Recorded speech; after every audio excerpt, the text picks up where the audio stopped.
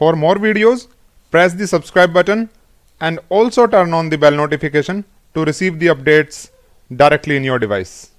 Hello friends, I Vikas Nehra welcome you all to our live Linux training for members. This is session number 43, and in this session we will talk about resource monitoring and troubleshooting tools that we use in Linux. Monitoring is the process of obtaining information about the utilization of memory, CPU, bandwidth, and storage. You should start monitoring your system as soon as possible to be able to create a baseline. Make sure that you get to know your system. This baseline is important because it allows you to see a steady or sudden growth in resource utilization and likewise steady decline in the resource availability. It will allow you to plan for scaling up or scaling out. Let's look at some tools that go behind PX, FAX, DF-H, free and DU-SH.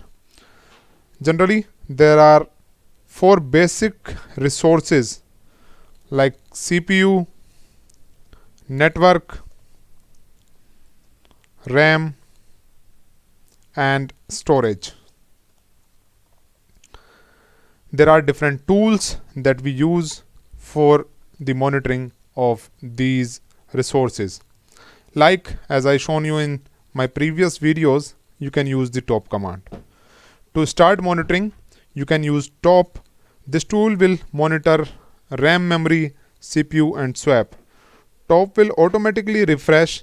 Inside top, you can use many commands like K to kill the process or T and M to toggle displaying task and memory information, or the number 1 to have 1 line per CPU or 1 summary line for all CPUs.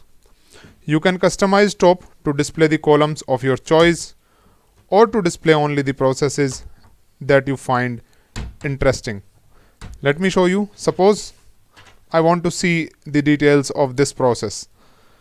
So after that, we can mention the process ID with the top command like this, top P, and you can mention the process ID like this. So it will show you that particular process if it is running. In the same way, you can use the free command to monitor the memory details. The free command is common on Linux to monitor free memory. You can use free to display information every X seconds, but the output is not idle. You can have a look at this. It is showing up the details of the RAM as well as swap. And in case if you want to display the information every after few seconds, you can mention option -S for the seconds, and you can mention the number of seconds. After that interval, it will refresh the output. Suppose I will mention here 3, then after every 3 seconds, it will refresh the output like this, and it will keep showing us the output after 3 seconds. And we can also use the watch command for the same.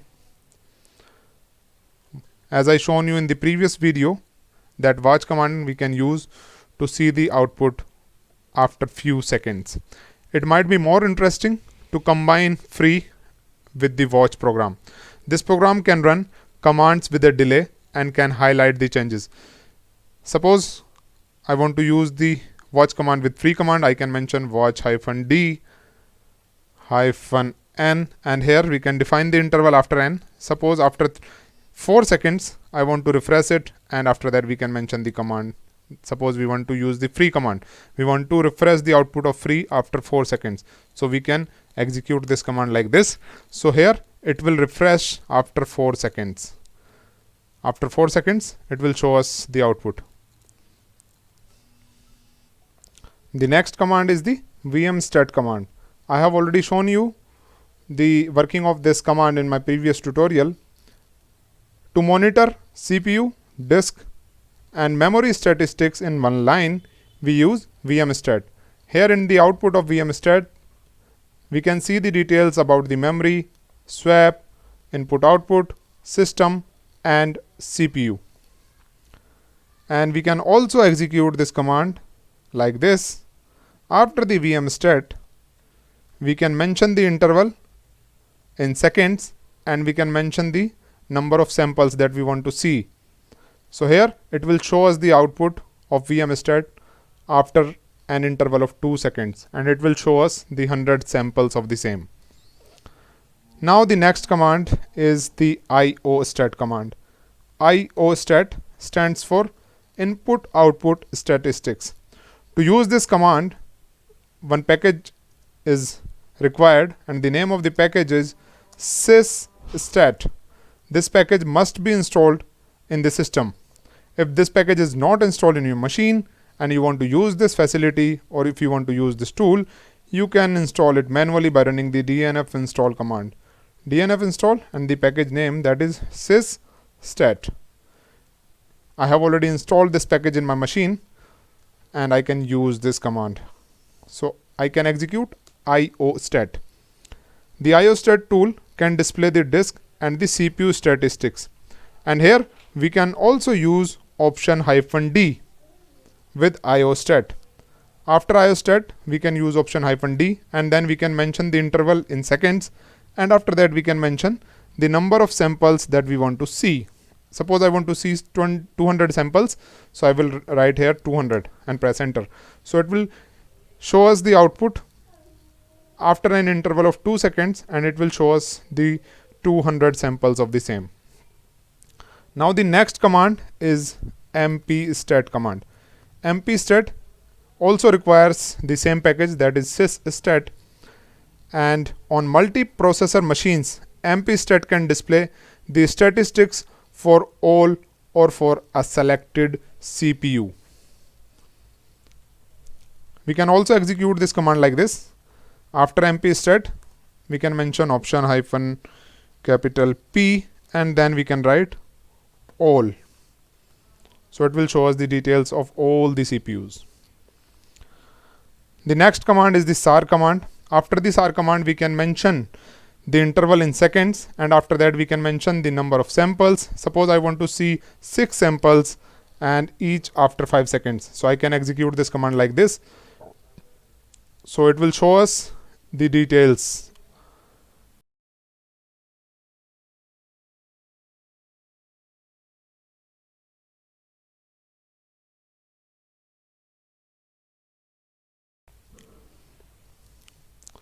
So here it is showing us the output after 5 seconds and it will show us the total 6 samples of the same.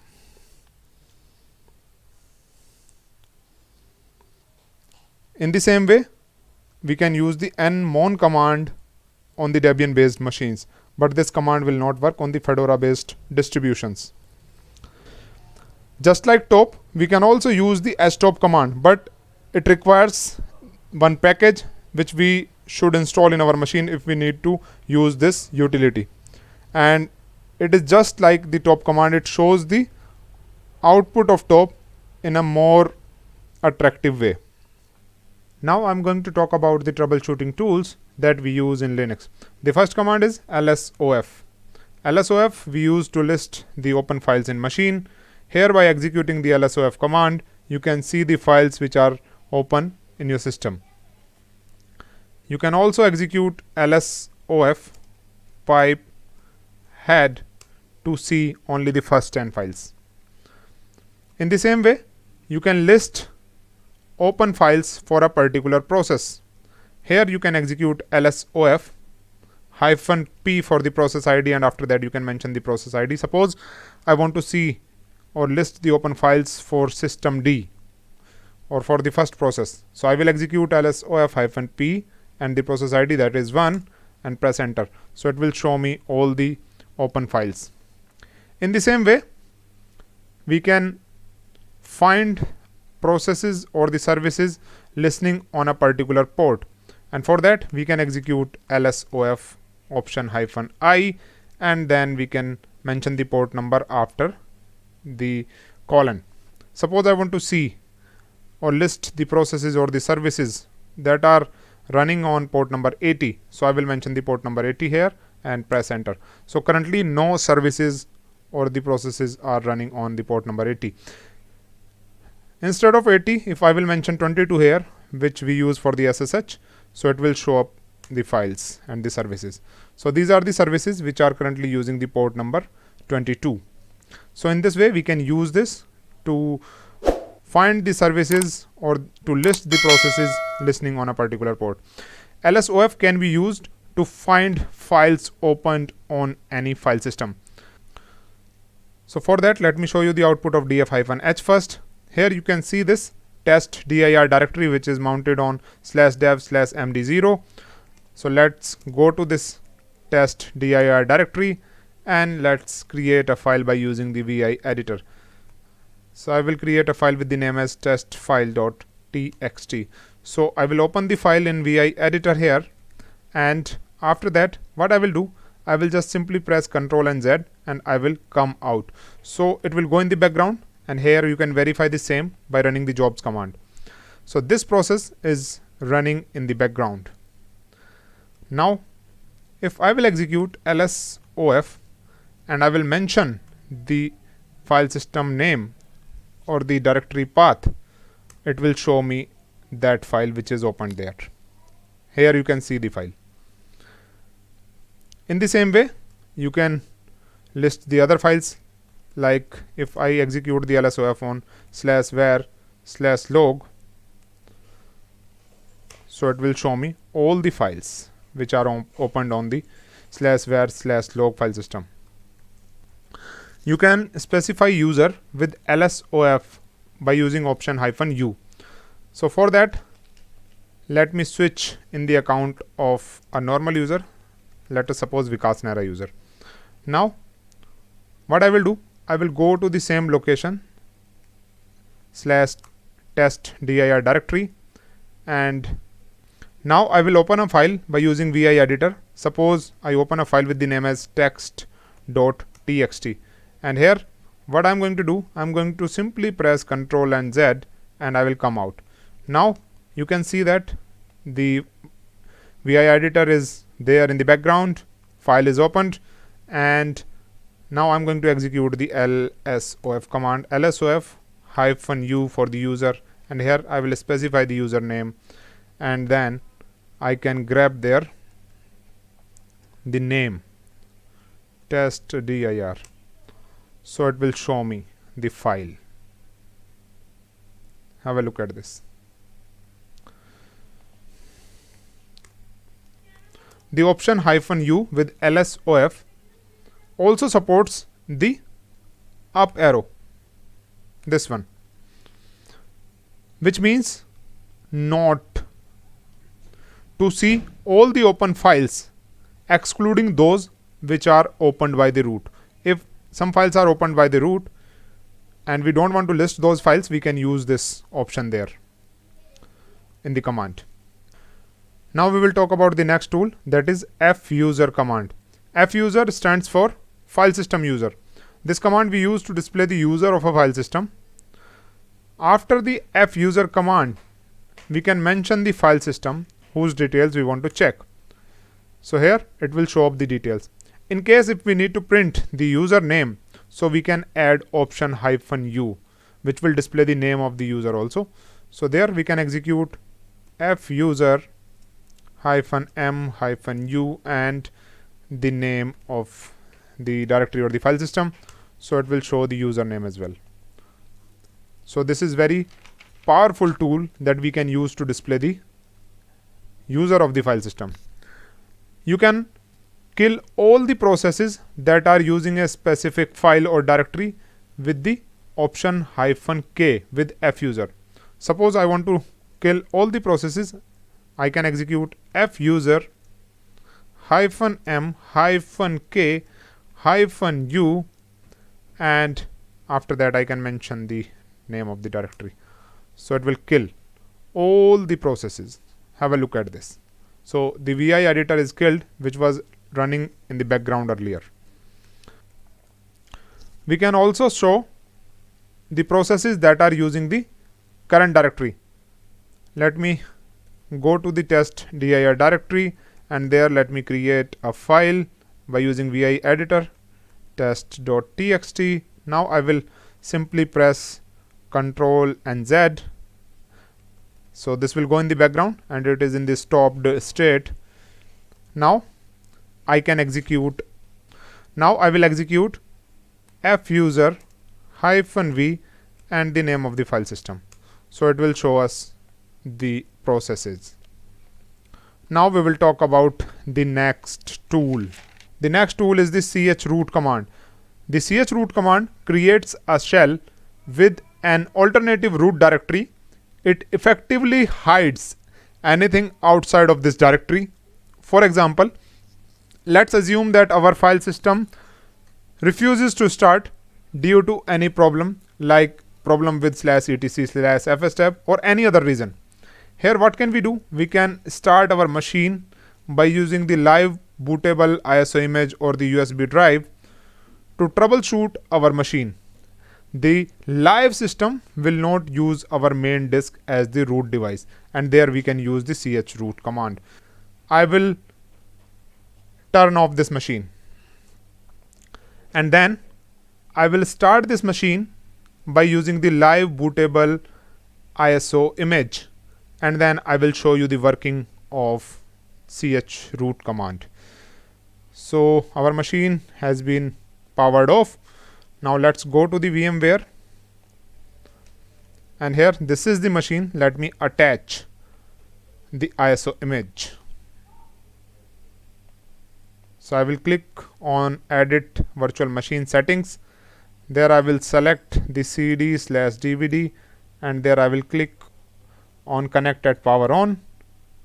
Click on OK, and after that I will start the machine, and as soon as it will start, I will go to BIOS and I will check the priority of the CD-ROM or the removable devices.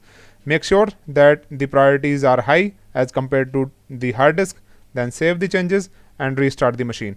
Now your machine will boot up with the ISO image. Now we will select the third option that is there for the troubleshooting and press enter. Now we will select the second one there, rescue a Red Hat Enterprise Linux. Press enter, and now our machine will boot up with the ISO image. Chroot we use to access the files that are there on the hard disk.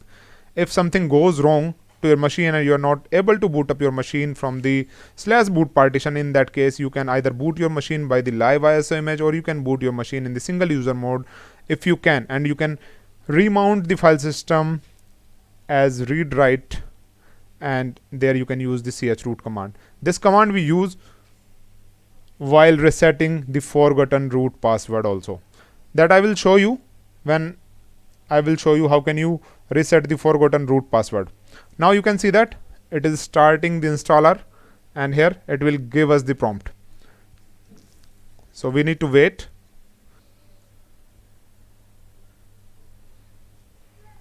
Now you can see that it is giving us 4 options. So here we can select 3 to directly skip to the shell and press enter, and again press enter. Now it will give us the prompt. Here we are logged in as the root because the hash prompt is there. Here we can verify the file systems by running df-h. So these are the file systems that we are using for our live ISO image. We are not using the partitions that are there on the disk. And here you can check the root file system if that is there by running mount command, mount grep root there, so it will not show up here. Now what we will do, since our root partition is there or root file system is there on the LVM, so first we will activate the LVM by running vg change command. Vg change -ay and the name of the volume group. So it will activate the LVM, and now you can verify the same by running the lvs command. Here you can see that our root logical volume is activated, that is there on the rel volume group. Now let's create some files and directories on the root file system of the live ISO image. So let me use the touch command. Touch, I will create a file with the name as file.txt on the root of ISO image, and here I will also use mkdir command to create a directory. Let me create a directory with the name as dir on root. If I will execute the ls command, I can show you the file that I just created as well as the directory. So here you can see that file.txt is also there and dir is also there. These files and directories I created on the currently mounted file system on the live ISO image. We are not using the disk now. Now let's mount the root file system that is there on the disk. So how can we do that? We can use the mount command. Mount /dev, then the volume group name, that is rel, then root, and then we can mention the mount point. Let us suppose we want to mount it on /mnt. So we have successfully mounted it. Now if you will execute the df command, you can see the output. Here in the last line you can see that our hard disk root partition has been mounted on the /mnt of the live ISO image. Now what we are going to do, we will go to this mnt directory, and after that we can execute the chroot command. Chroot /mnt. Now if you will execute the ls command, it will not show you the file and the directory that you have created on the live ISO image file system because they are out of the chroot environment. Now we can only see those files and directories which were there on the hard disk root file system. To exit the chrooted file system, you can simply type exit. Now if you will list the files on the root, you can see the files and the directories that you have created earlier. So in this way you can use the chroot command, and I will show you this command when I will show you how to reset the forgotten root password. So guys, that's it from my side for today's session. Hope you will find this session useful for you. If you like it, then do share it with your friends and colleagues, and if you are new on our channel, then please subscribe us and turn on the bell notification. I'll see you in the next one. Till then, bye bye, Jai Hind, Vande Mataram, take care, bye bye.